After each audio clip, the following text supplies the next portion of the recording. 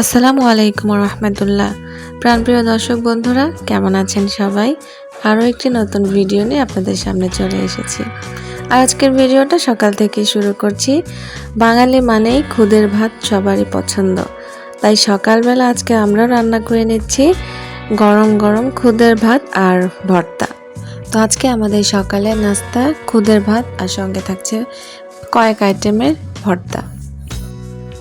তো এখানে পেঁয়াজ ভেজে নেওয়া হচ্ছে আর কিছুটা আলাদা করে রেখে দিচ্ছি প্লেটে, আর বাকি যেই কড়াইয়ের মধ্যে পেঁয়াজ রসুন এবং কাঁচামরিচ ভেজে নিচ্ছি সেটা দিয়ে একটা শুটকি ভর্তা করব। তো এই জন্য শুটকি ভালো করে ধুয়ে নিয়েছি। তো শুটকিগুলোকে ভালো করে ভেজে এখন ধুয়ে পানিতে ভিজিয়ে রেখেছিলাম। অনেক সময় কিন্তু শুটকিতে অনেক বালু থাকে, তো এই কারণে একটু ভেজে তারপরে এখন পেঁয়াজ রসুন এবং কাঁচামরিচ ভাজার মধ্যে দিয়ে দিচ্ছি। তো এভাবে বেশ কিছুক্ষণ নেড়ে চেড়ে তারপরে রান্নাটা করে নেব। আর এখন শীতকাল, দিন যে কোন দিক দিয়ে শেষ হয়ে যায় কোনো খোঁজই পাওয়া যায় না। সকাল হতে না হতেই দুপুর, দুপুর হতে না হতেই রাত, বিকেলটা যেন খুব দ্রুত চলে আসে। সারাদিনের সংসারের কাজকর্ম যেন শেষই হয় না।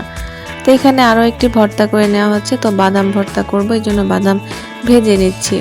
আর এখানে যে শুটকিটা ভেজে নিয়েছিলাম সেটা তো খুদ আমার বড় যা দিয়েছিল, এই যেখানে বস্তা ভর্তি খুদ, আর এই খুদেরই ভাত রান্না করা হচ্ছে। তো বাদাম ভর্তাটার পাটাই করব না, ব্লেন্ডারে করে নেব, এই কারণে ভালো করে ভেজে নিয়েছি। আর এই যে দেখতেই পাচ্ছেন ব্লেন্ডারের জারের মধ্যে কাঁচা রসুন, পেঁয়াজ এবং শুকনা মরিচ আর বাদামটা আগেই গুঁড়ো করে নিয়েছিলাম।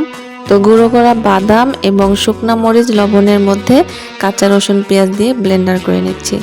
আর এখন করে নিচ্ছি কালো জিরা ভর্তা। পেঁয়াজ রসুন কাঁচামরিচ আগেই ভেজে নিয়েছিলাম, তো কালো জিরা ভর্তাটাও এখন করে নিলাম। তো এই যে দেখতেই পাচ্ছেন খাওয়া দাওয়া শুরু হয়ে গেছে। এখানে বাদাম, কাঁচামরিচ, পেঁয়াজ ভর্তা, কালো জিরা এবং শুটকি ভর্তা আছে।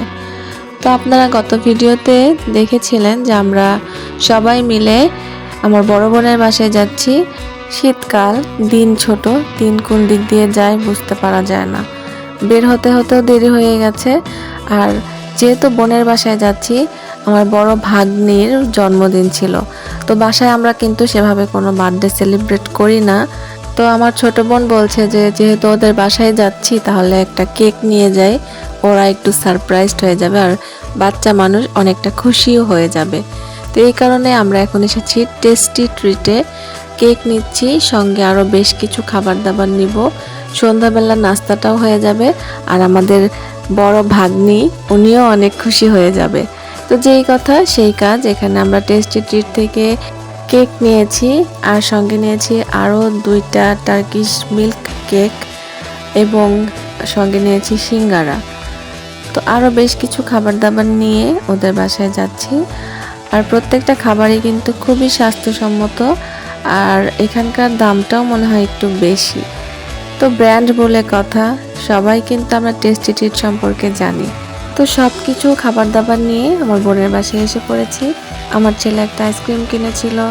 এখানে আমরা যে খাবারগুলো নিয়ে এসেছি সেগুলো বের করছি, ব্যাগ থেকে গুছিয়ে নিচ্ছি, যেহেতু এখন সন্ধ্যাবেলা। আর আমাদের ভাগ্নি কি পরিমাণ যে খুশি হয়েছে। ছোট বাচ্চাদেরকে অল্পতেই খুশি করানো যায়, এটাই আসলে সবচেয়ে বড় পাওয়া, যে ওরা অল্পতেই যে কোনো কিছু কাঙ্ক্ষিত যেটা আশা করে তার থেকে যখন একটু বেশি পেয়ে যায় তখন ওদের মনের উৎসাহটা, আনন্দটা আরও বহুগুণে বেড়ে যায়। তো আমার ভাগ্নিকে একটা বিশাল বড় সারপ্রাইজ দিলাম, ওরা অনেক খুশি হয়েছে আমাদেরকে এভাবে আসতে দেখে। তো দেখতে দেখতে ভিডিওর একদম শেষ পর্যায়ে চলে এসেছি। ভালো থাকবেন সবাই, অবশ্যই একটা লাইক কমেন্ট করে আমার পাশেই থাকবেন। আপনাদের কমেন্টের অপেক্ষায় থাকলাম। বিদায় নিচ্ছি, ভালো থাকবেন, আল্লাহ হাফেজ। হ্যাঁ ওকে দাও, দাও করতে। এই যে তুমি আসো আমার সাথে, তুমি ধরো, তুমি ধরো।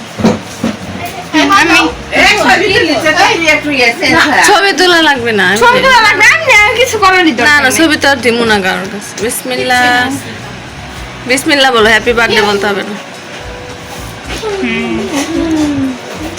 খাও বাবু, খাও খাও খাও। মা বসো নাও